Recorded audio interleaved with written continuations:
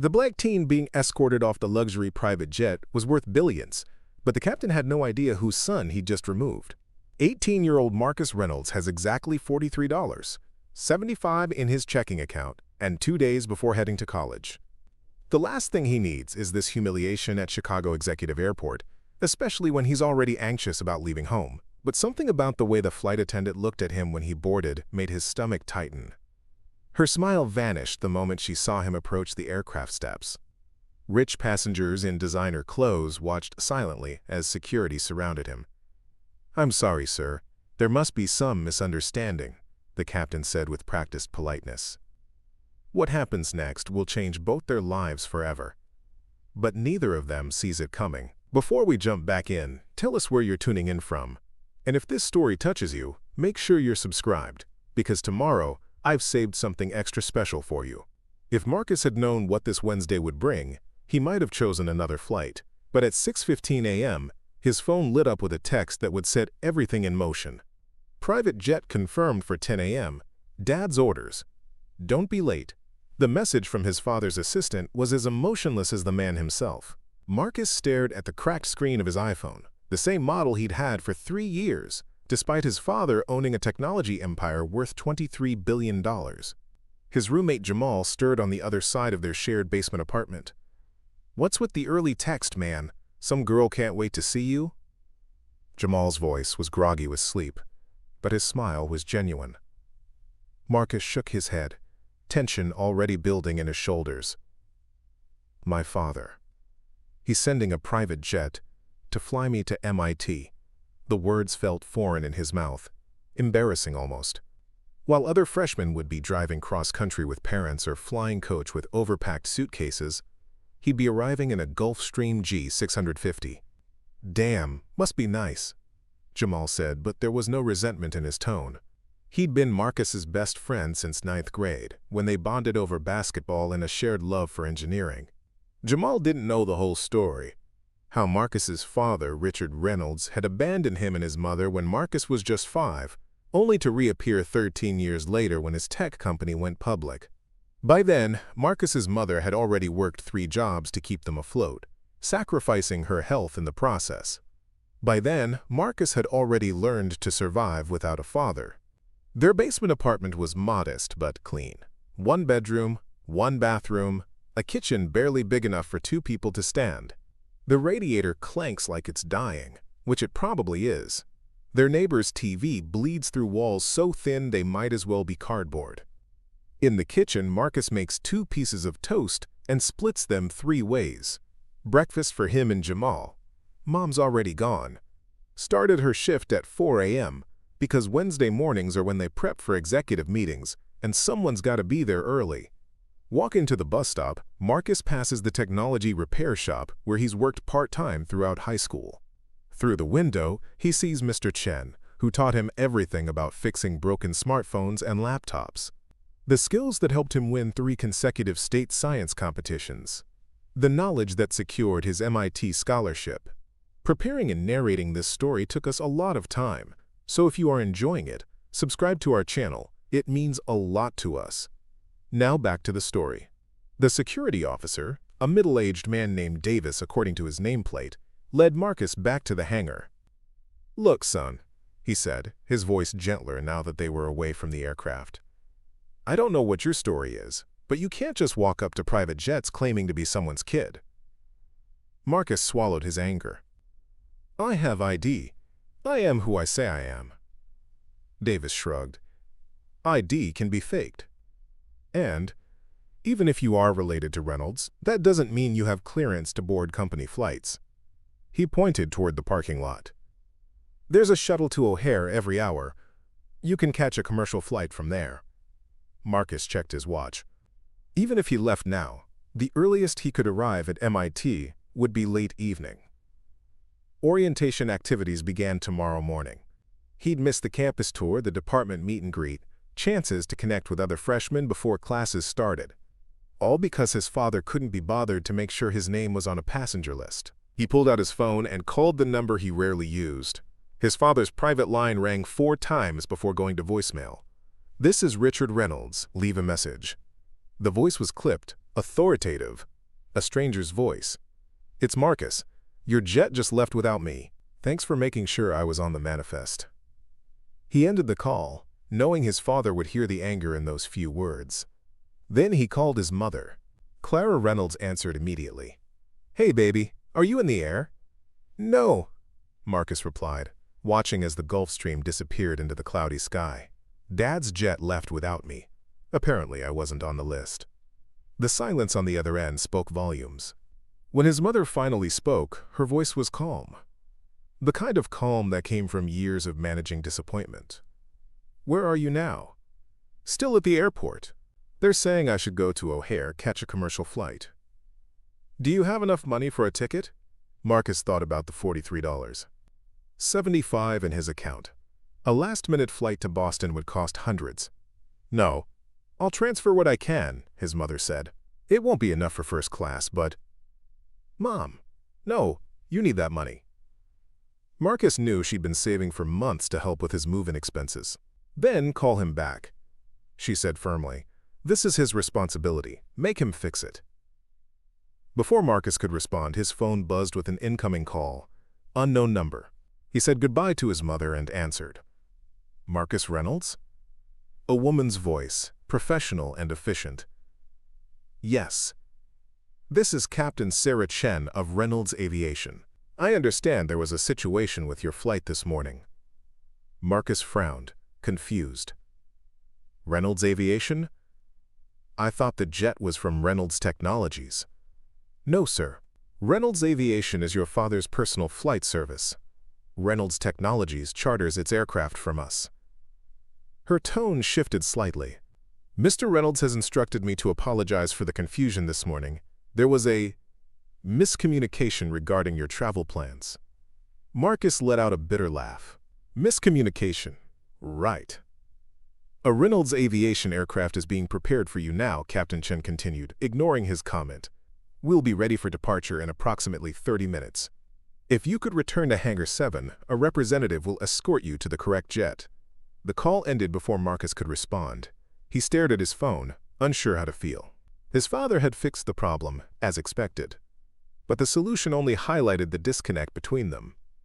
Richard Reynolds hadn't called himself, hadn't apologized personally, had simply dispatched another employee to solve the issue, like a CEO addressing a supply chain disruption. When Marcus returned to Hangar 7, the atmosphere had changed dramatically. The security guard who had questioned his identity earlier now stood at attention, his expression a mix of deference and embarrassment. "Mr. Reynolds, please accept our sincere apologies for the confusion earlier. If you'll follow me, your aircraft is ready." The correct jet, as Captain Chen had called it, was not a Gulfstream like the one that had left without him. It was a Bombardier Global 7500 larger, newer, and significantly more expensive. As Marcus approached, he noticed the tail number, N777RR. Richard Reynolds, personal aircraft, usually reserved for international business trips and family vacations. Vacations Marcus had never been invited to join. At the foot of the stairs stood Captain Sarah Chen, a woman in her 40s with short black hair and the confident posture of someone accustomed to command. "Mr. Reynolds, welcome aboard. I'm Captain Sarah Chen." She extended her hand, her grip firm and professional. "Again, I apologize for this morning's confusion." Marcus shook her hand, feeling increasingly awkward about the situation. "Thank you, but this seems excessive. I just need to get to Boston." Captain Chen's expression remained neutral, but something like understanding flickered in her eyes. "Your father was quite specific about making amends. Please, come aboard." The interior of the jet made the previous aircraft look pedestrian by comparison. Plush leather seats, wood paneling, a fully stocked bar, and state-of-the-art entertainment systems. Every detail screamed luxury and exclusivity. Marcus was the only passenger. "Can I get you anything before takeoff, Mr. Reynolds?" asked the flight attendant, a different one from earlier. Her smile seemed genuine, without the suspicion or disdain he'd encountered before. "Just water, thanks." Quote. Marcus settled into one of the leather seats, placing his backpack beside him. The flight attendant nodded and disappeared toward the galley. Captain Chen approached, tablet in hand. "Our flight time to Boston will be approximately 1 hour and 45 minutes. We've already filed a flight plan and received clearance. We'll be taking off in about 10 minutes. Marcus nodded, still trying to process the absurdity of having an entire luxury jet to himself for a domestic flight. Captain Chen, can I ask you something? Of course. How long have you worked for my father? The question seemed to surprise her. I've been with Reynolds Aviation for 8 years. I was hired directly by your father after I left the Air Force. So you know him well? Captain Chen considered her words carefully. I know him as an employer. He's demanding but fair. Expects excellence. She paused. This is the first time I've flown you, though. He usually mentions when family will be aboard. The implied question hung in the air between them. Why didn't Richard Reynolds talk about his son? Why was Marcus a stranger to people who had worked closely with his father for years? We're not close, Marcus said simply. Today is actually the first time I've ever been on one of his planes. Something shifted in Captain Chen's expression. Not pity, which Marcus would have resented, but a kind of professional reassessment. Well, we're honored to have you aboard today, Mr. Reynolds. If there's anything you need during the flight, please don't hesitate to ask. As she returned to the cockpit, Marcus gazed out the window at the airport tarmac. Workers were fueling the jet, running final checks, preparing for departure. None of them knew or cared about the family drama playing out inside. They simply saw another wealthy passenger in another private aircraft, the kind of scene that repeated dozens of times daily at airports across the country. The flight attendant returned with his water and a selection of snacks he hadn't requested. Captain Chen thought you might be hungry, she explained. Marcus thanked her, suddenly aware that he hadn't eaten breakfast in the rush to reach the airport on time. As he sipped his water, his phone buzzed with a text message. Heard about the mix-up. The jet should make up for it. Call me when you land. R. No apology, no explanation. Just a vague acknowledgement, and the expectation that Marcus would be appeased by the extravagant solution. Richard Reynolds solving problems the only way he knew how, by throwing money and resources at them. Marcus didn't reply. Instead, he turned off his phone as the engines began to power up. The massive Rolls-Royce power plants rumbled beneath him, a sensation both thrilling and alienating. This aircraft, this experience, it was part of a world he'd never belonged to, despite the DNA he shared with the man who owned it.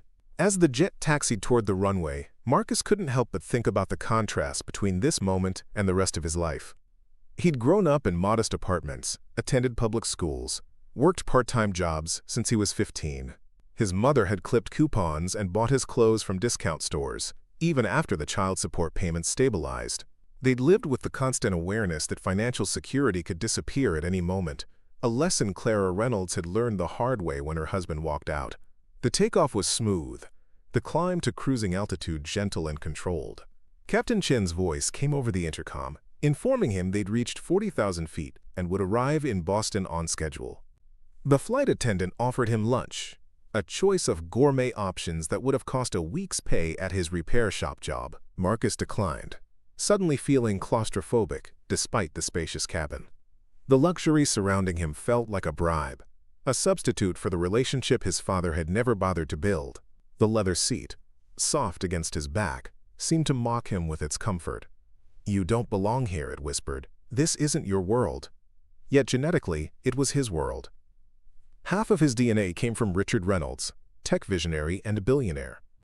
The man whose intelligence and drive had built an empire from nothing, whose innovations had changed how people interacted with technology. The man whose brilliance Marcus had inherited, whose aptitude for engineering had manifested in Marcus's own hands from an early age. What would Captain Chen think if she knew the full story? That Richard Reynolds had abandoned his pregnant girlfriend when his first startup failed. That he'd reappeared only after his second company succeeded wildly, offering money but little else. That he'd insisted on DNA tests before acknowledging Marcus as his son. That he'd missed birthdays, graduations, science fairs, where Marcus won top prizes for inventions Richard might have been proud of, if he'd bothered to attend. Midway through the flight, Marcus found himself standing at the small bar, examining the collection of premium spirits his father kept stocked. He didn't drink, had never been interested in alcohol, but he recognized the brands from advertisements, knew their prices were measured in hundreds rather than tens. Small luxuries his father took for granted, indulgences that would never occur to someone with $43.75 in their bank account. Can I get you something, Mr. Reynolds? The flight attendant had appeared silently beside him, professional yet wary, as if unsure how to interact with this unusual passenger. No, thank you. Just looking. Marcus moved away from the bar, returning to his seat by the window. Outside, the world passed beneath him at nearly 600 miles per hour. Clouds, farmland, cities reduced to miniature models, all of it separated from him by engineering and privilege. Down there, people drove cars to college, took buses, flew commercial if they were fortunate, while he, Marcus Reynolds, soared above in isolated luxury, courtesy of a father who couldn't be bothered to call him directly. The anger that had been simmering since the morning incident began to crystallize into something colder, more resolved. This flight wasn't a gift. It was a reminder of the distance between them, of Richard's ability to solve problems without personal involvement. Just another transaction in a relationship built entirely on obligation rather than affection. Captain Chen's voice came over the intercom again, announcing their descent into Boston.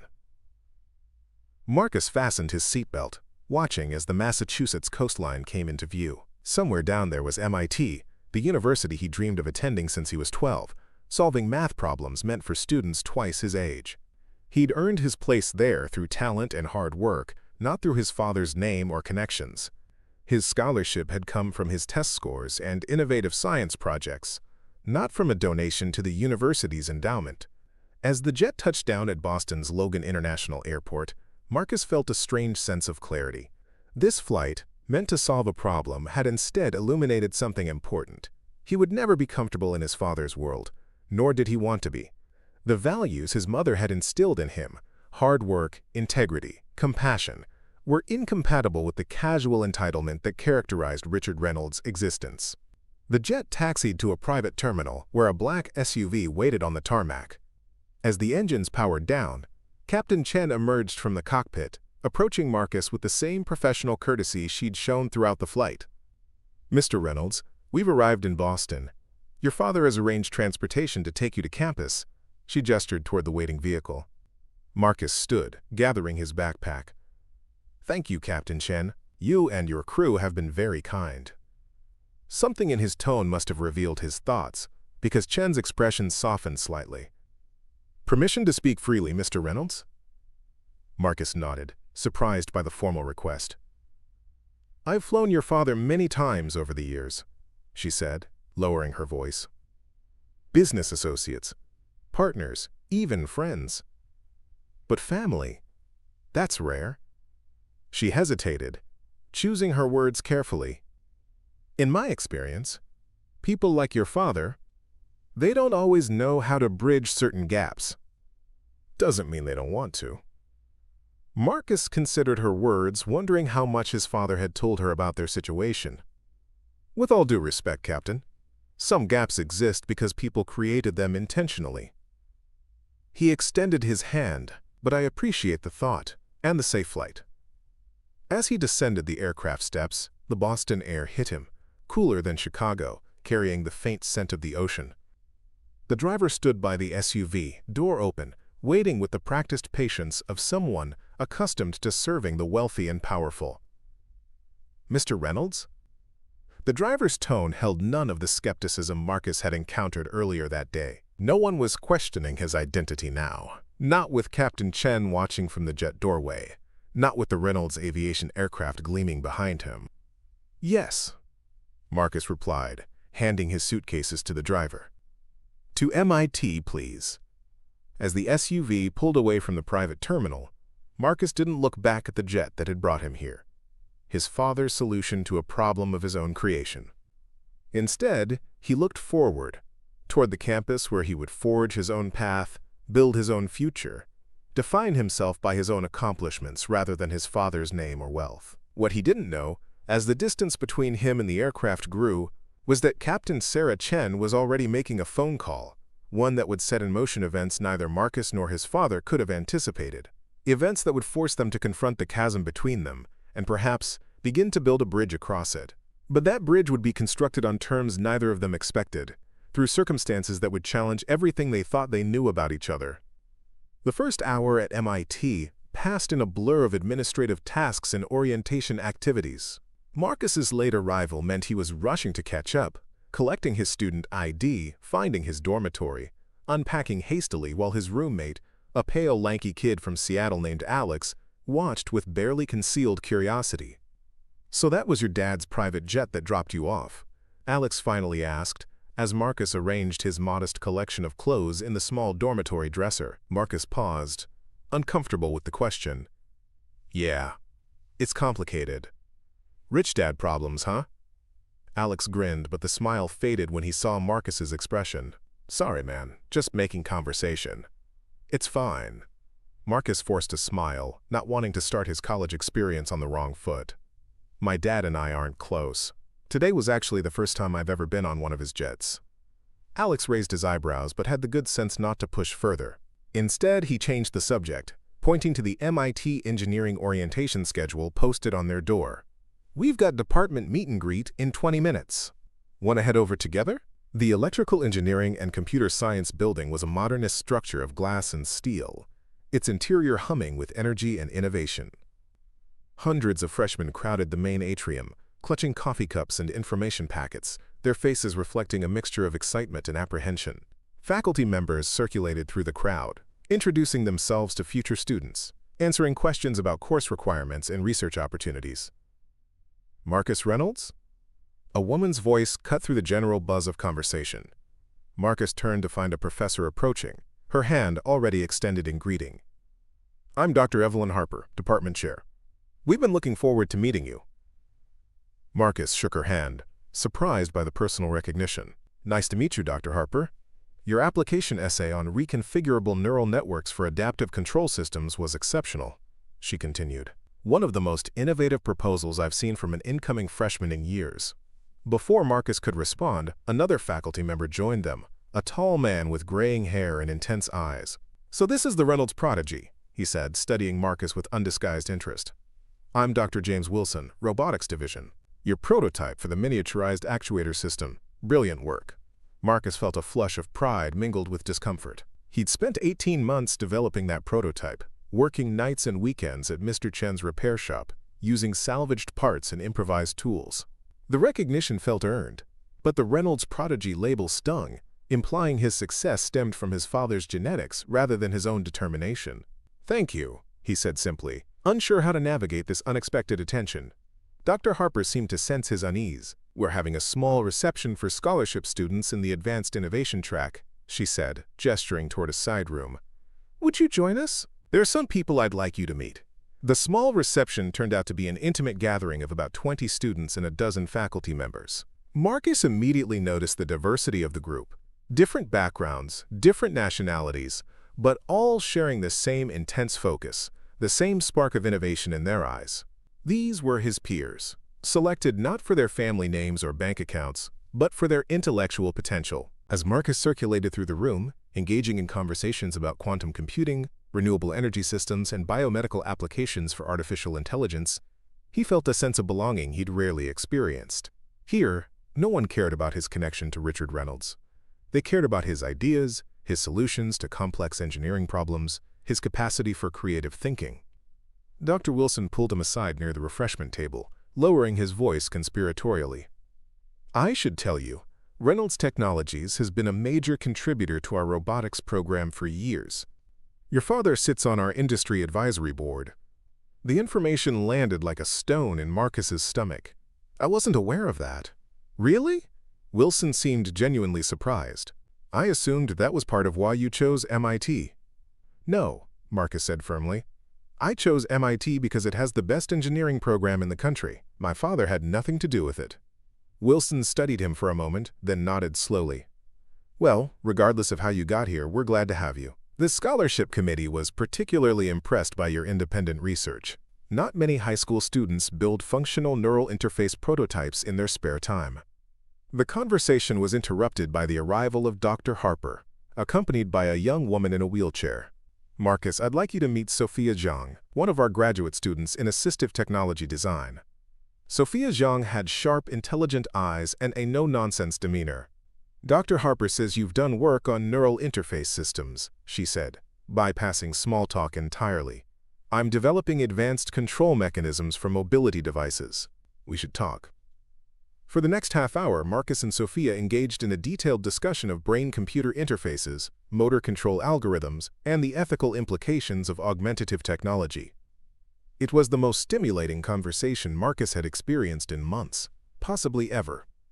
Sophia challenged his assumptions, pointed out flaws in his methodology, suggested alternative approaches he hadn't considered. "You know," she said finally, "if you're interested in this field, you should apply for the Reynolds Innovation Fellowship next semester. It funds independent research projects for undergrads. Pretty competitive, but your background would make you a strong candidate." Marcus froze. "The Reynolds Innovation Fellowship?" "Yeah, it's one of the best-funded programs on campus. Your father established it about 5 years ago. Fully equipped lab space, mentorship from industry professionals, stipend for materials and living expenses. I was in the first cohort of recipients. Changed my entire career trajectory." Marcus struggled to maintain his composure. Another connection to his father he hadn't known about. Another way Richard Reynolds had shaped the world Marcus was entering without bothering to tell him. "I'll think about it," he managed to say, his voice tight. Sophia gave him a curious look but didn't comment on his reaction. Instead, she handed him her card. "Email me when you're settled. The lab could use someone with your perspective." As the reception wound down, Marcus found himself standing alone by the window, watching the sunset paint the Cambridge skyline in shades of gold and crimson. His phone buzzed in his pocket. A text from his mother checking in. He started to reply, then noticed 3 missed calls from an unlisted number and a voicemail from his father's assistant. "Marcus, this is David Kim from your father's office. Mr. Reynolds would like to speak with you at your earliest convenience. Please call back at this number." Marcus deleted the message without returning the call. Whatever his father wanted, it could wait. Today had already contained enough reminders of Richard Reynolds' reach and influence. For now, Marcus wanted to focus on establishing his own identity at MIT, separate from the shadow of his father's legacy. As he made his way back to the dormitory, navigating the unfamiliar campus in the gathering dusk, Marcus couldn't shake the feeling that he'd entered a world more thoroughly shaped by his father than he'd realized. Reynolds Technologies' partnerships with research labs. The Reynolds Innovation Fellowship. Faculty who recognized the Reynolds name instantly. How much of his MIT experience would be colored by his father's influence? How hard would he have to work to prove he belonged here on his own merits? His dormitory room was empty when he returned. Alex had left a note saying he'd gone to a freshman mixer. Marcus sat on his bed, suddenly exhausted by the emotional turbulence of the day. The humiliation at the airport, the luxurious private flight, the unexpected recognition at orientation. It was too much to process at once. His phone buzzed again, another call from the unlisted number. This time, against his better judgment, he answered. "Hello, Marcus." His father's voice was deeper than he remembered, with the confident cadence of someone accustomed to commanding attention. "I understand you've arrived safely at MIT." "Yes." Marcus kept his response deliberately brief. "Good. I've spoken with Captain Chen. She sends her regards." The silence that followed stretched uncomfortably, neither man quite knowing how to bridge the conversational gap. Finally, Richard cleared his throat. "I wanted to apologize personally for this morning's confusion. It was unacceptable." The words surprised Marcus. Not just the apology itself, but the hint of genuine regret in his father's tone. "It was embarrassing," he said finally, "being escorted away from the jet like I was trying to sneak aboard. I know it shouldn't have happened." Richard paused. "My executive team was making last-minute changes to the passenger manifest. Your name was supposed to be added to the company flight, but there was a miscommunication." "A miscommunication?" Marcus repeated flatly. "Seems like there's been a lot of those between us over the years." The bitterness in his voice must have registered, because Richard's tone shifted, becoming more cautious. "Marcus, I know we haven't had the relationship you deserved. That's on me, not you. Is that why you're calling? To clear your conscience now that I'm at MIT?" "No." Richard's voice hardened slightly, then softened again with visible effort. "I'm calling because I'd like to see you while I'm in Boston next week. Have dinner. Talk about your studies. Get to know the man you've become." Marcus stood, pacing the small confines of his dormitory room. "Get to know me?" You've had 18 years to do that. You're right, and I've wasted most of them. The admission came quietly, without excuse or justification. I can't change that, but I can try to do better going forward, if you'll let me. Marcus stopped pacing, staring out the window at the campus quadrangle below, where groups of students moved between buildings, laughing, talking, beginning the connections that would shape their college years. What would it be like to have a real relationship with his father? To know the man whose DNA he carried, whose intelligence he'd inherited, whose absence had shaped his childhood. Was it even possible after so many years of distance? I found out about the Reynolds Innovation Fellowship today, he said, instead of answering directly. And that you're on the Industry Advisory Board for the robotics program. Were you ever going to mention those connections? Richard was silent for a moment. I didn't want you to feel pressured by my involvement with MIT. I wanted your decision to attend to be entirely your own. But you knew I was applying. Yes. The admission was simple, direct. I've followed your academic career closely, Marcus. Your achievements, your innovations. You earned your place at MIT on your own merits. I didn't influence the admissions process or your scholarship in any way. Marcus wanted to believe him, needed to believe him. The alternative that his hard-won accomplishments had been secretly facilitated by his father's influence was too painful to contemplate. How do I know that's true? Because I respect you too much to undermine your independence that way. Richard's voice carried an unexpected note of pride. You've accomplished more at 18 than I had at 25, and you've done it without the advantages I've tried to provide. That speaks to your character, Marcus. And to your mother's. The mention of his mother caught Marcus off guard. You never talk about her. That's another mistake on my long list, Richard admitted. Clara is an extraordinary woman. She raised an extraordinary son, largely without my help. Marcus sat on the edge of his bed, emotions swirling. Anger at years of absence. Skepticism about his father's sudden interest. Curiosity about the man behind the billionaire facade. And beneath it all, a longing he'd never fully acknowledged.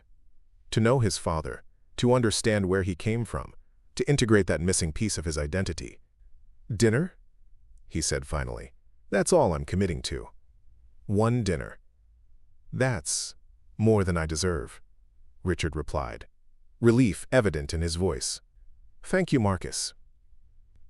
After ending the call, Marcus sat in the gathering darkness of his dormitory room, contemplating the unexpected turn the day had taken. This morning, he'd been removed from his father's corporate jet, a humiliating reminder of his tenuous connection to the Reynolds empire.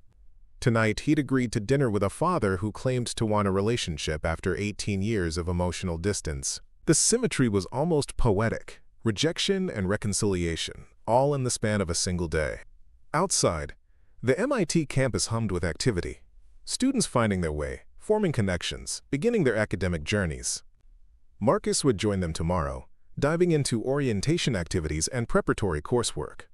But tonight, he allowed himself to acknowledge the hope and fear that had been awakened by his father's call, hope that genuine connection was possible, fear that opening himself to that possibility meant risking disappointment once again. As he unpacked the last of his belongings, including the advanced toolkit his mother had saved for months to buy him, Marcus made a decision. He would approach dinner with his father the way he approached engineering problems, with careful analysis, measured expectations, and a willingness to adapt based on new information. The relationship might never be what it should have been, but perhaps it could be something worthwhile going forward. What Marcus couldn't know, as he finally drifted to sleep in his new dormitory bed, was that Captain Sarah Chin's conversation with Richard Reynolds had revealed aspects of his son's character that had genuinely surprised the tech billionaire. And that surprise had triggered something Richard had thought long buried, a desire to know the young man who carried his name and his intelligence, but who had somehow developed a strength of character Richard himself had never possessed. The week leading up to his dinner with Richard Reynolds passed in a whirlwind of orientation activities and initial classes. MIT's campus pulsed with intellectual energy as Marcus navigated lectures, lab orientations, and social events, designed to integrate new students into the university's ecosystem. Despite his initial concerns, most students and faculty treated him as just another freshman, brilliant but unproven, valued for his ideas rather than his last name. His roommate Alex had proven to be a compatible companion, focused on his studies, respectful of boundaries, and blissfully uninterested in Marcus's family connections. They'd fallen into an easy rhythm, sharing the small dormitory space without conflict, occasionally grabbing meals together in the dining hall. It was during one such meal, 3 days after his arrival, that Marcus first saw the news alert on his phone. Reynolds Technologies announces revolutionary neural interface. Stock surges 12%. The accompanying photo showed Richard Reynolds on a stage in San Francisco, presenting a sleek device that looked remarkably similar to the prototype Marcus had developed for his senior science project. "Isn't that your dad?" Alex asked, glancing at Marcus's phone screen. Marcus nodded, scanning the article with growing disbelief. The neural interface being announced, branded as Neuralink, utilized principles of feedback calibration and signal amplification that were fundamentally identical to the design Marcus had worked on for 18 months. A design he documented extensively in his MIT application materials. "Everything okay?" Alex asked, noting the change in Marcus's expression. "Yeah," Marcus muttered, putting down his phone. "Just business news." But internally his thoughts raced. Had his father stolen his design concept? Had the MIT admissions office shared his application materials with Reynolds Technologies? Or was this simply a case of parallel development? Two minds with similar genetic coding arriving independently at the same solution? The question haunted him through his afternoon classes, distracting him from lectures on computational theory and systems architecture. By evening, he'd made a decision. He needed to see the technical specifications of Neuralink before jumping to conclusions. And there was only one person at MIT who might have that level of access. He found Sophia Zhang in the assistive technology lab, surrounded by components for what appeared to be an advanced mobility control system. She looked up as he entered, recognizing him immediately. "Marcus Reynolds?" she said, wheeling her chair away from the workbench. "I was wondering when you'd show up. Have you seen the announcement?" "That's why I'm here," Marcus admitted. "I need to know more about Neuralink's design architecture." Sophia studied him for a moment, then gestured to a nearby stool. "Sit. This might take a while." She turned to her computer, fingers flying across the keyboard. "Reynolds Technologies sent preliminary specs to our research partners yesterday. Non-disclosure agreement, of course, but—" She trailed off, turning the screen so Marcus could see the technical schematics. His stomach dropped. The core design was undeniably similar to his prototype. The neural signal processing algorithms, the feedback calibration system, even the miniaturized actuator layout. But there were significant differences too. Refinements and extensions he hadn't considered. Implementation strategies beyond his high school resources. "It's similar to my design," he said quietly, "but more advanced." Sophia raised an eyebrow. "Your design? You've worked on neural interfaces before?" Marcus nodded, pulling up photos of his prototype on his phone. "This was my senior project. The core architecture is almost identical to Neuralink." Sophia examined the images, her expression growing increasingly impressed. "You built this in high school? With what resources?" "Salvaged parts, mostly. I worked at an electronics repair shop. My boss let me use the equipment after hours." "Impressive," Sophia said, genuine respect in her voice. "But you think Reynolds Technologies, what, stole your design?" When she put it that way, the accusation sounded absurd. A multinational corporation with thousands of engineers pilfering a high school science project. "I don't know what to think," Marcus admitted. "The timing seems suspicious." Sophia leaned back in her wheelchair, considering. "Look, I've been in the assistive tech field for years. Parallel development happens all the time, especially between minds that approach problems similarly." She gestured to the schematics. "But there's another possibility you might not have considered." "What's that?" "That your father saw your work and was impressed enough to fast-track development on a similar concept. Not theft, recognition." The idea had never occurred to Marcus that his design might have influenced his father not as intellectual property to appropriate, but as evidence of talent worth investing in. It seemed too optimistic, too charitable toward a man who had been absent for most of his life. "There's one way to find out," Sophia continued, her voice matter-of-fact. "Ask him directly."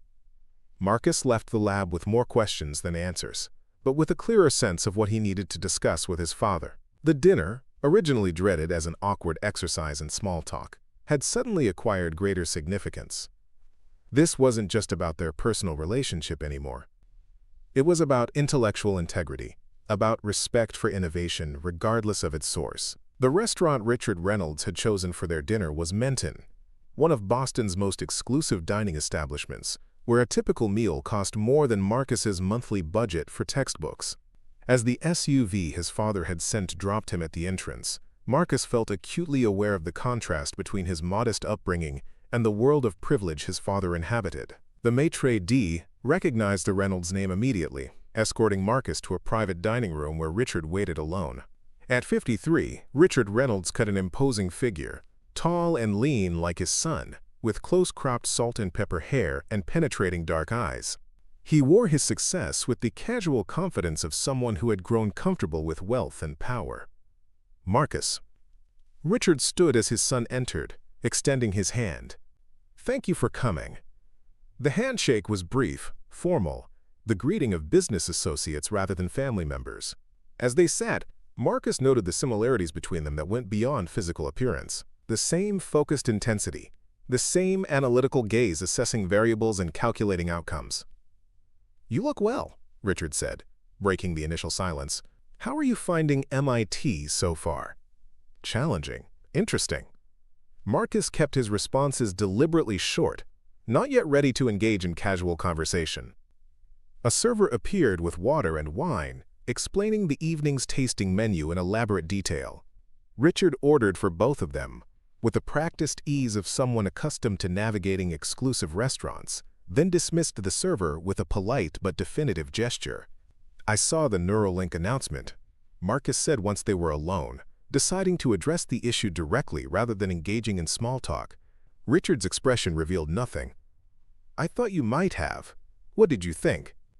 "I think the core architecture looks remarkably similar to the neural interface prototype I developed last year, the one I documented in my MIT application." The accusation hung between them, neither man breaking eye contact. Finally, Richard reached into his jacket and removed a small device, placing it on the table between them. It was a neural interface prototype, similar to the one in the announcement photos, but clearly a developmental version. "Neuralink has been in development at Reynolds Technologies for 3 years, Richard said quietly. "This is the 4th-generation prototype. The core architecture was developed by our neuroscience division before you built your high school project." Marcus felt his certainty wavering. "So the similarities are?" "Genetic," Richard finished. "You approach engineering problems the same way I do, identifying the most efficient signal path, prioritizing feedback loop integrity, minimizing power requirements. The architecture is similar because your mind works like mine." The server returned with their first course, a delicate arrangement of seafood that probably cost more than the weekly grocery budget for Marcus's mother. Neither man touched it immediately. "Why didn't you tell me about your project?" Richard asked, his tone more curious than accusatory. "When you were developing it?" Marcus laughed, a short, bitter sound. "When exactly should I have told you? During our monthly 10-minute phone calls? Or maybe I should have mentioned it at one of the birthdays you missed." Richard winced slightly but didn't deny the charge. "I deserve that. But I'm trying to understand you now, Marcus. I want to know who you are beyond the academic transcripts and application essays." "Why?" The question emerged more vulnerable than Marcus had intended. "Why now? After 18 years of distance?" Richard considered his response carefully, taking a sip of water before answering. "Because Captain Chen helped me see something I've been missing." She described how you handled the situation at the airport, with dignity and restraint despite the humiliation. How you refused to leverage my name for special treatment even when you had every right to do so. He leaned forward slightly.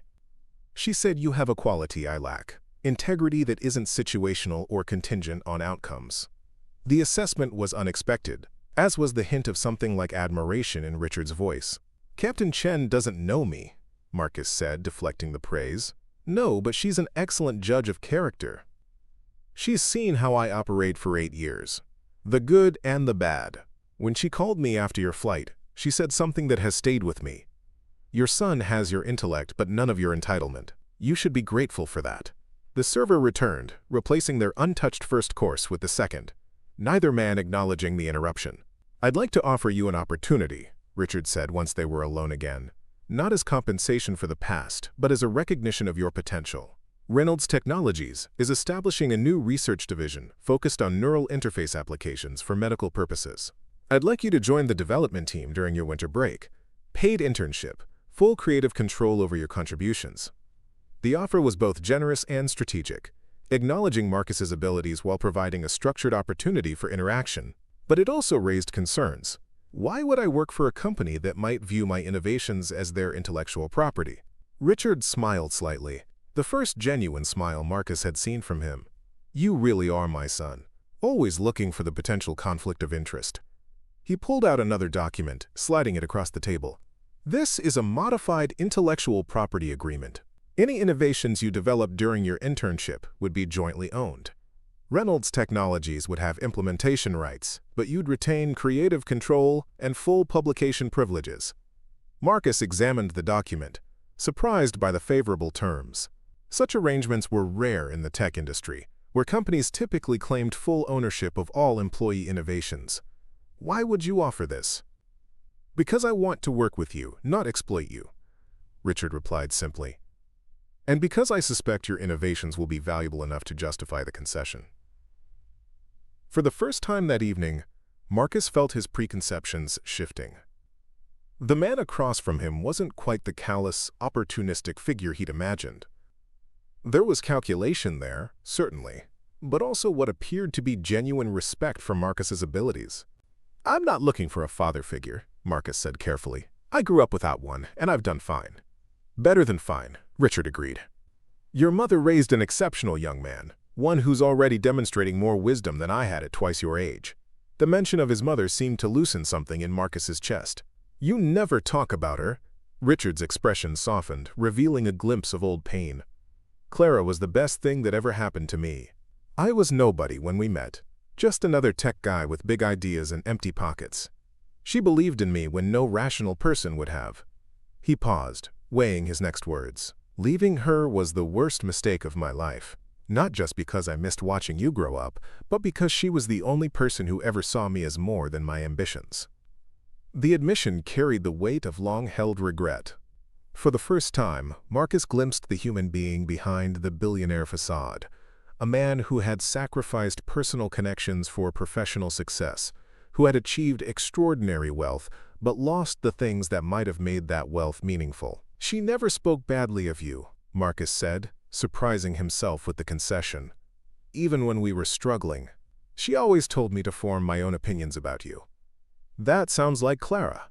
Richard's voice carried a note of affection that seemed genuine. She always believed in giving people the chance to reveal themselves on their own terms. I didn't deserve her kindness then. I probably don't deserve yours now. The server returned with their main course, expertly prepared Wagyu beef with seasonal vegetables. This time, both men began eating, the shared activity somehow making conversation easier. Tell me about your first week at MIT, Richard said. The request simple but sincere. What's challenging you? What's exciting you? Instead of the terse response he might have given earlier, Marcus found himself describing his initial impressions of classes, his conversations with Sophia Zhang about assistive technology applications, his ideas for extending his neural interface concept to address mobility challenges.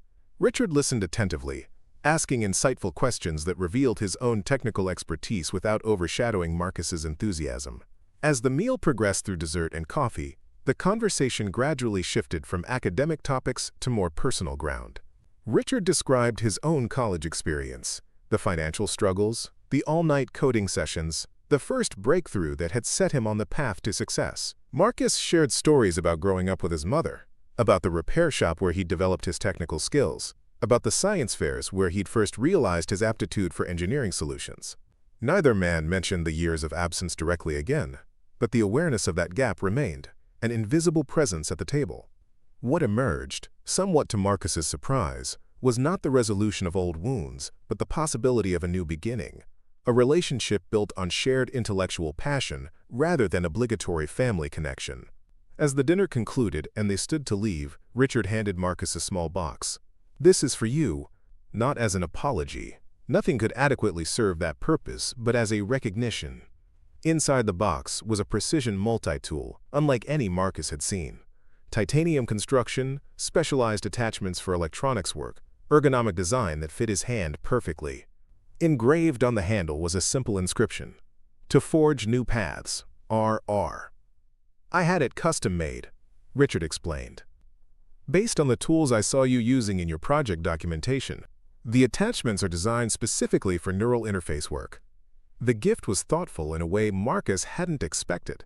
Not an expensive watch or status symbol, but a practical tool aligned with his actual interests and needs. "Thank you," he said, surprised by how much the gesture affected him. Outside the restaurant, two vehicles waited, the SUV that had brought Marcus and Richard's own driver in a sleek black sedan. Before they parted, Richard extended his hand again, this time with less formality. "I'd like to do this again," he said. "Perhaps you could show me your lab at MIT next time." Marcus considered the request, weighing his lingering suspicions against the unexpected connection that had formed during dinner. "I'd like that," he said finally, surprising himself with the truth of it. As the SUV carried him back toward campus, Marcus examined the multi-tool, running his fingers over the engraving. The evening hadn't erased 18 years of absence. No single conversation could accomplish that. But it had opened a door that Marcus had believed permanently closed. A possibility of knowing his father not just as a distant provider or corporate figurehead, but as a fellow engineer, a mentor, perhaps someday even a friend. What neither man had explicitly acknowledged over dinner, but both had begun to understand, was that their relationship would never follow conventional father-son patterns. Too much time had passed. Too many formative experiences had occurred without shared context. What they might build instead was something different, a connection between intellectual equals, a bridge between two iterations of the same brilliant, complicated genetic legacy. As MIT's campus came into view, illuminated against the night sky, Marcus felt a curious sense of optimism. The neural interface technology that had initially seemed like a point of conflict now represented a different kind of opportunity. A shared intellectual challenge that might allow two stubborn, analytical minds to collaborate rather than compete. The path forward remained uncertain, but for the first time Marcus could envision his father as part of his future rather than merely an absence in his past. What Captain Sarah Chen had set in motion with her phone call, the subtle recalibration of expectations and assumptions, had created space for possibility where only resentment had existed before. The conversation between father and son remained fragile, tentative, built on the cautious exchange of ideas rather than emotional disclosure. But it was a beginning, and in the world of engineering that both men inhabited, beginnings, however small, contained the seeds of transformation. 3 months later, the world looks different, both literally and figuratively. Boston in December means early darkness, biting cold, and snowfall that transforms MIT's campus into a crystalline landscape of white-dusted buildings and ice-rimmed pathways. Inside the warm laboratories and classrooms, first-semester final exams loom like mountains on the horizon. For Marcus, the adjustment to MIT has been both challenging and exhilarating. The coursework demands every ounce of his intellectual capacity, pushing him to expand his understanding of engineering principles and computer science fundamentals. Late nights in the library have become routine, his dormitory desk perpetually covered with notebooks, circuit components, and half-empty coffee cups. His social circle remains small but meaningful. Alex, his roommate, now a genuine friend rather than just a convenient living arrangement. Sophia Zhang, who has become both mentor and collaborator on an assistive technology project. And a handful of classmates who share his passion for innovation without concern for his family connections. What has surprised Marcus most, however, is the evolving relationship with his father. Since their dinner 3 months ago, Richard Reynolds has maintained consistent, respectful contact. Weekly video calls focus primarily on technical discussions, occasional campus visits coordinated around Richard's business travel, even a joint review of Marcus's neural interface prototype with Sophia's assistive technology team. The conversation between them remains primarily intellectual rather than personal, centered on shared engineering challenges rather than emotional reconciliation. But within those boundaries, something genuine has begun to take root, a mutual respect that transcends obligation, a recognition of shared intellectual DNA that creates connection despite their different life experiences.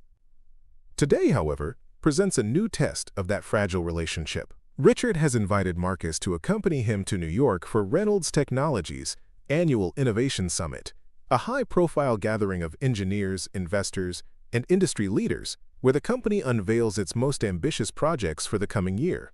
Among this year's announcements will be the expanded Neuralink initiative, including several applications inspired directly by Marcus's work with Sophia on mobility assistance systems. The invitation represents both opportunity and risk. Professional visibility at such a prestigious event could open doors for Marcus's future career. But it also means stepping publicly into his father's world, accepting the Reynolds name and legacy in a way he has carefully avoided until now. "You don't have to go," his mother said during their video call the previous evening. Clara Reynolds, still using her married name despite the separation, looked tired but proud as she offered counsel from their Chicago apartment. "This is your choice, not his obligation." "I know," Marcus replied, weighing his options for the 100th time. "But the summit could be valuable professionally. The adaptive interface project Sophia and I developed might actually help people if it gets the right funding and development resources." Clara studied her son's face through the screen, reading the complexity of his emotions with a mother's intuition. "This isn't just about the technology, though, is it? It's about him. About what it means to stand beside Richard Reynolds in public." Marcus nodded, grateful for his mother's perceptiveness. "I've spent my whole life distancing myself from him, from his money, from his name. If I go to this summit..." "You acknowledge the connection," Clara finished. "But Marcus, accepting your father's DNA doesn't mean erasing everything I taught you. You can be Richard Reynolds' son without becoming him." The wisdom in her words had stayed with him through a restless night. Now, standing in the private terminal at Boston Logan Airport, watching as Richard's jet, the same Bombardier Global 7500 that had brought him to MIT, prepared for their flight to New York, Marcus makes his final decision. "Mr. Reynolds, a ground crew member approaches. The aircraft is ready for boarding whenever you and your father are prepared to depart." Marcus notes how easily the crew member connects them, father and son, without the skepticism he encountered 3 months ago. His name on the manifest this time, his identity unquestioned. "Thank you," he says simply. "I'll let him know."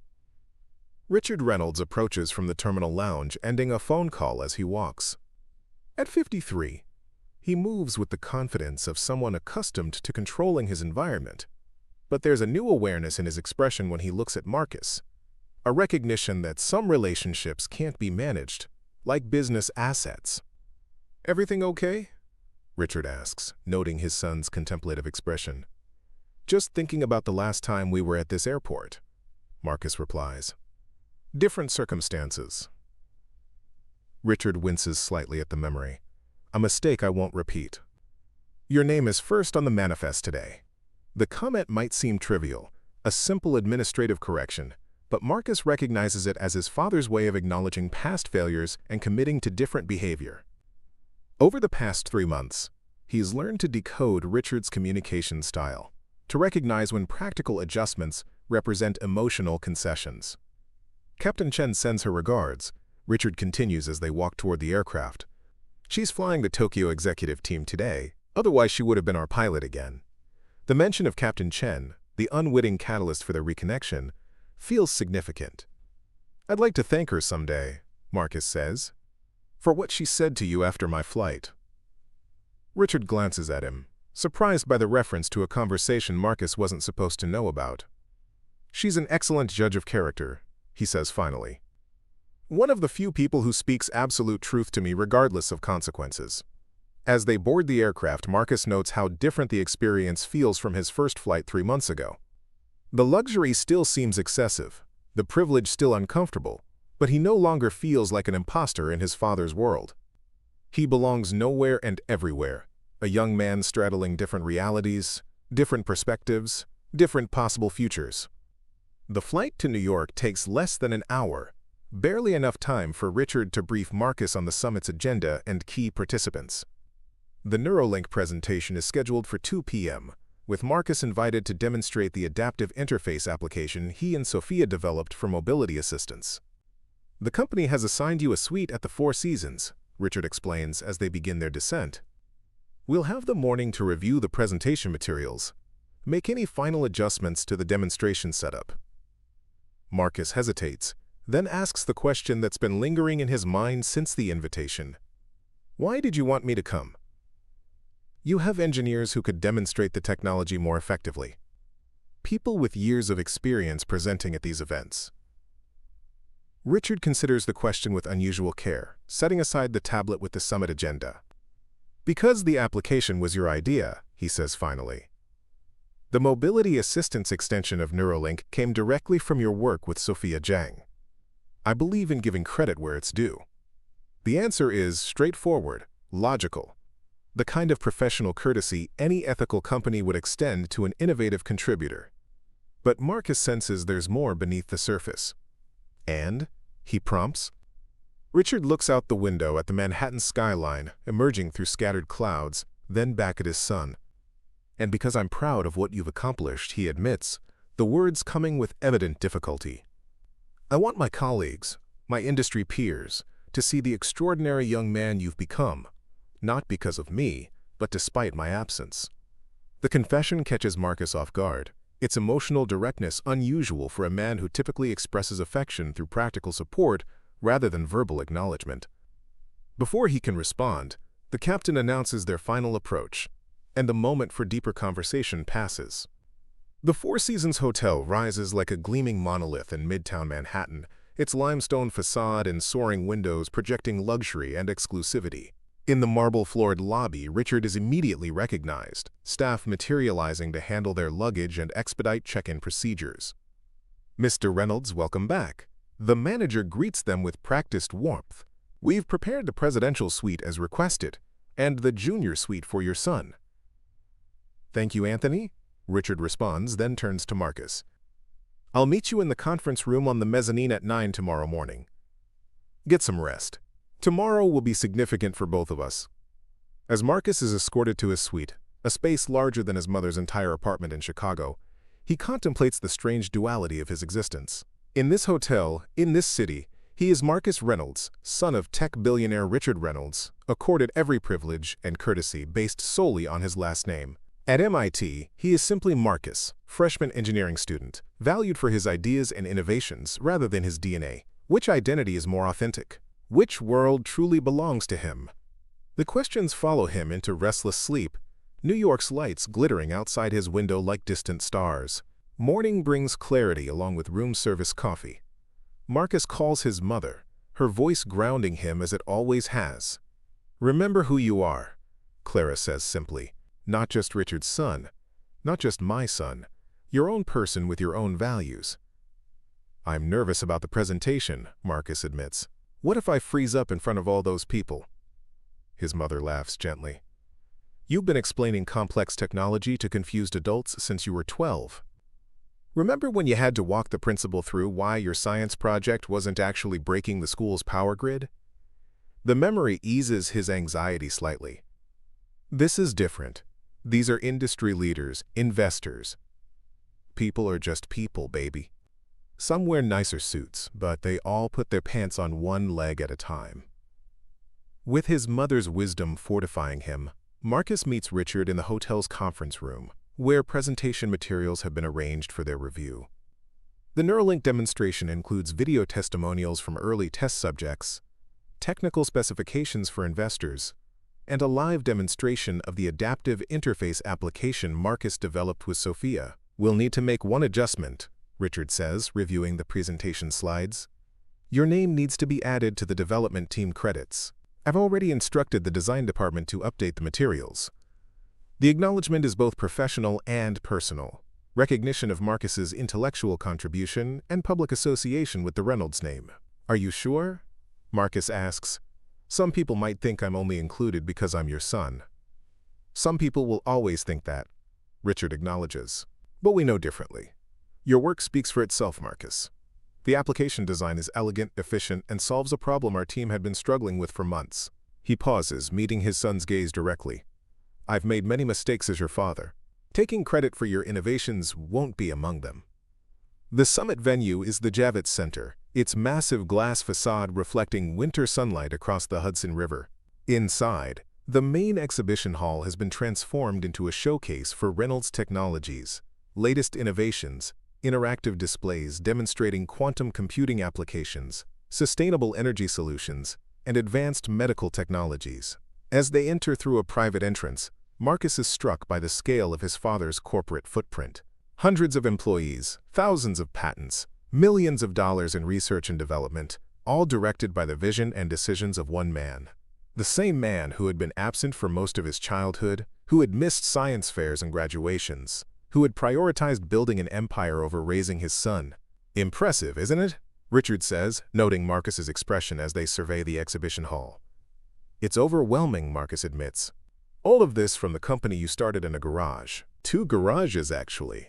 The first company failed spectacularly.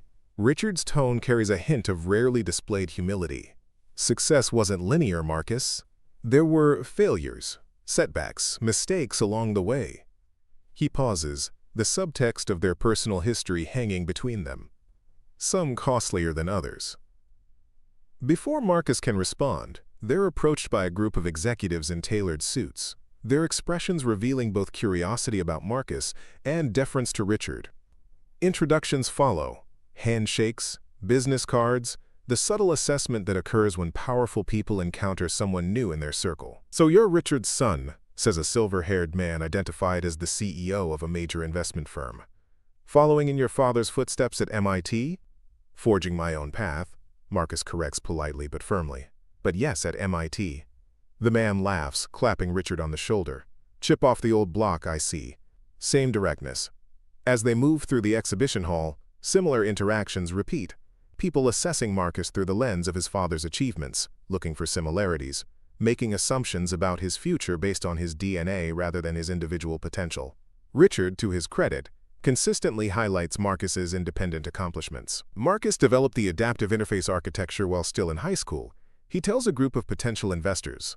His work with assistive technology applications at MIT has already earned recognition from the engineering faculty. By the time they reach the Neuralink presentation area, Marcus has observed more about his father in 3 hours than in the previous 3 months.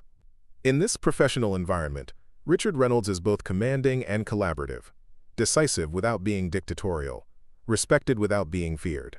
He acknowledges contributions from team members, deflects personal praise toward collective achievement, and demonstrates genuine passion for the technologies being developed under his direction. Is this the real Richard Reynolds? Or merely the public persona of a man who has learned to manage his image as carefully as his business assets? The question lingers as they prepare for the Neuralink presentation. The demonstration area fills quickly. Investors, media representatives, medical professionals interested in potential therapeutic applications. Marcus watches from backstage as Richard takes the podium, his commanding presence immediately capturing the audience's attention. 3 years ago, Reynolds Technologies began development on what we believed would be the next evolution in human-computer interaction. Richard begins, his voice carrying effortlessly through the sophisticated sound system. Today, Neuralink represents not just technological innovation, but the potential to transform lives, particularly for individuals with mobility challenges and neurological conditions. The presentation unfolds with practiced precision, technical specifications balanced with human impact stories, complex concepts translated into accessible explanations. Marcus watches his father navigate the material with the confidence of someone who has spent decades communicating complex ideas to diverse audiences. The most recent breakthrough in Neuralink's development came from an unexpected source, Richard continues, approaching the transition to Marcus's segment. A fresh perspective that challenged our assumptions and expanded our vision of what this technology could achieve. He pauses, scanning the audience. That perspective came from a young engineer who approaches problems with exceptional clarity and purpose. I'm proud to introduce my son, Marcus Reynolds, who will demonstrate the adaptive interface application he developed with the assistive technology team at MIT. The introduction sends a ripple of murmurs through the audience. Surprise at the public acknowledgement of family connection, curiosity about the young man stepping onto the stage, speculation about nepotism versus merit. Marcus feels a moment of paralyzing self-consciousness as he approaches the podium. These people don't see him. They see Richard Reynolds, son, an extension of a powerful man rather than an individual with his own identity and accomplishments. The weight of the Reynolds name threatens to overshadow everything he's achieved through his own efforts. Then he remembers his mother's words from that morning. Remember who you are. Not just Richard's son. Not just Clara's son. His own person with his own values. With that reminder steadying him, Marcus begins his presentation, explaining the adaptive interface architecture with the same clarity and enthusiasm he brings to his MIT projects. He demonstrates the mobility assistance application using video from Sophia's research lab, showing how the neural interface translates intention into fluid movement for users with mobility limitations. As he speaks, something shifts in the audience's perception. Their focus sharpens, their expressions change from polite interest to genuine engagement. They're no longer seeing him as merely Richard Reynolds' son. They're seeing a young engineer with innovative ideas and impressive technical fluency.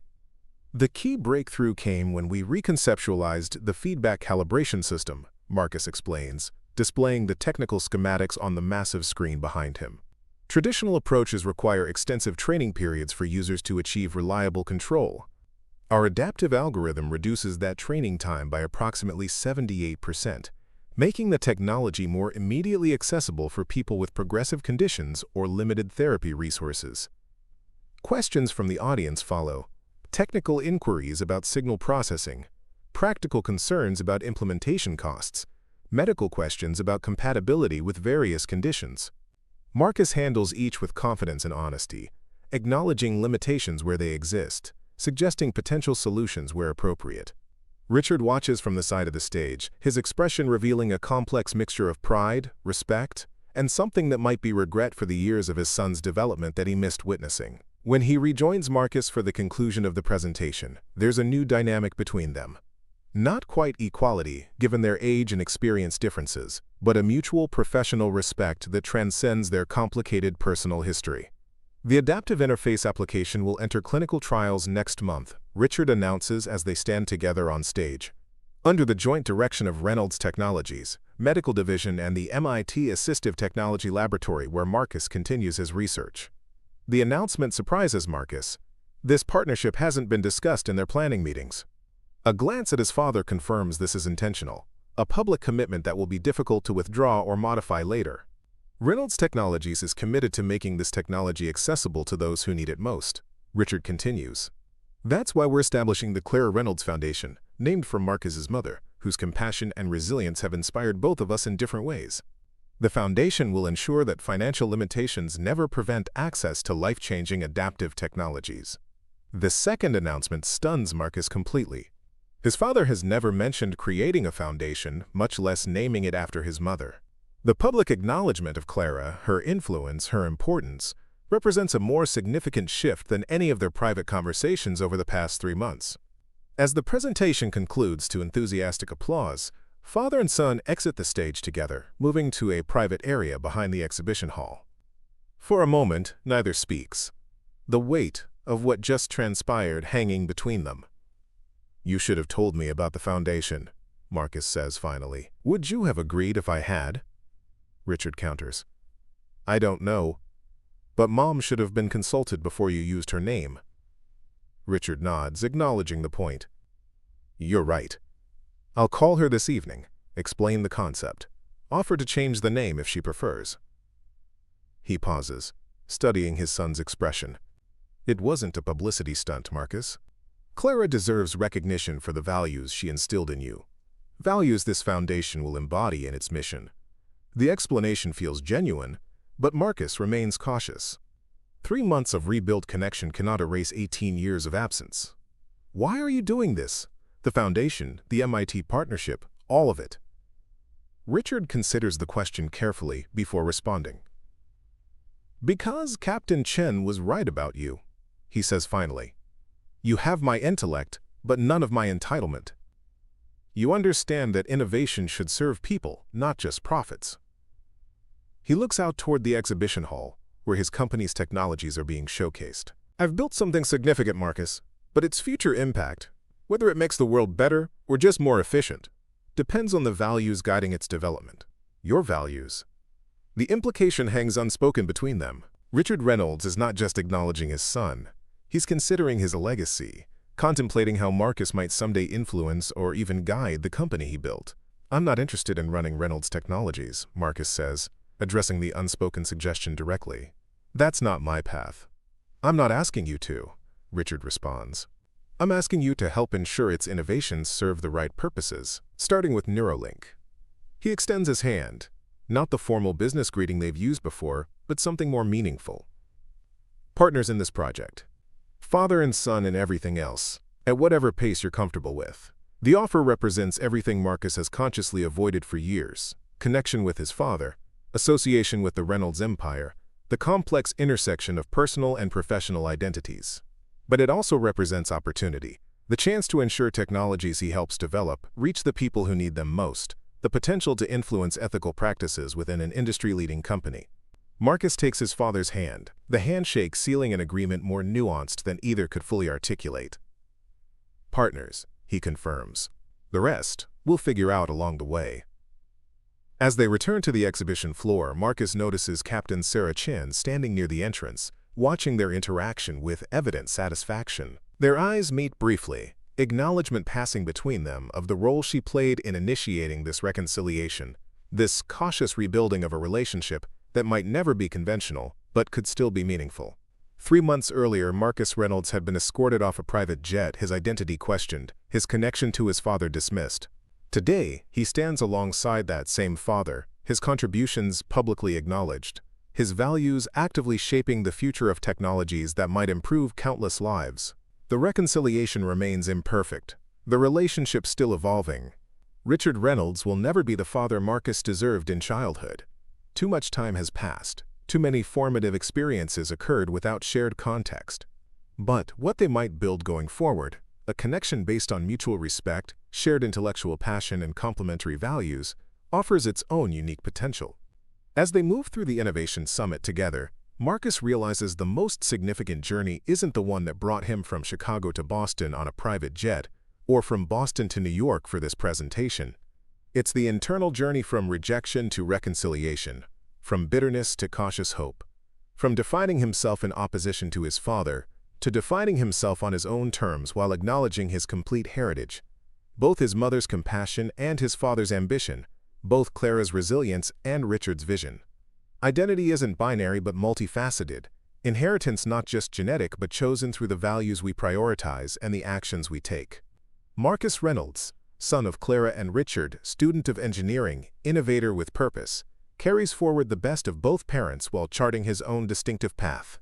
The journey continues, not toward a perfect resolution of past wounds, but toward a future where those wounds no longer define the possible. 6 months later, a very different scene unfolds at Chicago Executive Airport. Marcus stands on the tarmac, watching as his mother approaches the Bombardier Global 7500 with obvious apprehension. Clara Reynolds has never flown private before, has spent her entire life making practical, economical choices. The luxury of the aircraft represents everything she has taught her son not to prioritize. "Are you sure about this?" she asks, hesitating at the foot of the stairs. "The Clara Reynolds Foundation launch deserves to have Clara Reynolds present," Marcus responds, taking her arm gently. "Besides, the jet was flying to Boston anyway to pick me up for summer break. Stopping in Chicago first just makes sense." His mother gives him a knowing look, unconvinced by the practical justification. "This was your father's idea, wasn't it?" "Actually, it was Captain Chen's," Marcus admits with a smile. "She's flying us today and insisted on meeting you." At the top of the stairs, Sarah Chen waits in her Reynolds aviation uniform, extending her hand to Clara with genuine respect. "Mrs. Reynolds, it's an honor to meet you. Your son has made quite an impression on everyone at Reynolds Aviation. He makes an impression wherever he goes." Clara responds with a mother's pride. Always has, since he was building circuit boards at the kitchen table at age 10. As they settle into the aircraft's luxurious cabin, Clara trying not to appear overwhelmed by the opulence, Marcus observes the subtle shift in dynamics. His mother, who raised him with practical values and limitless love, despite limited resources. Captain Chen, who recognized his character and helped initiate reconciliation with his father. And waiting in Boston, Richard Reynolds, the complicated, brilliant man whose absence shaped Marcus's childhood, but whose presence might still offer something valuable to his future. Family isn't just what you're born into, but what you build. Connection not just inherited, but created through conscious choice and consistent action. As the jet accelerates down the runway, lifting them into clear blue skies, Marcus Reynolds contemplates the journey that began with rejection and continues toward reconciliation, not just with his father, but with the complex, multifaceted identity he is still discovering within himself. The adaptive interface technology he helped develop has entered successful clinical trials, already changing lives for people with mobility challenges. The Clara Reynolds Foundation has funded accessibility initiatives at 3 major hospitals, and the relationship between father and son continues to evolve. Not without difficulties, not without occasional setbacks, but with genuine effort on both sides to build something meaningful from the complicated legacy they share. Sometimes the most important journeys aren't measured in miles, but in moments of understanding. Sometimes being escorted off a private jet becomes the first step toward finding your way home to yourself. Up next, you've got 2 more standout stories right on your screen. If this one hit the mark, you won't want to pass these up. Just click and check them out. And don't forget to subscribe and turn on the notification bell so you don't miss any upload from us.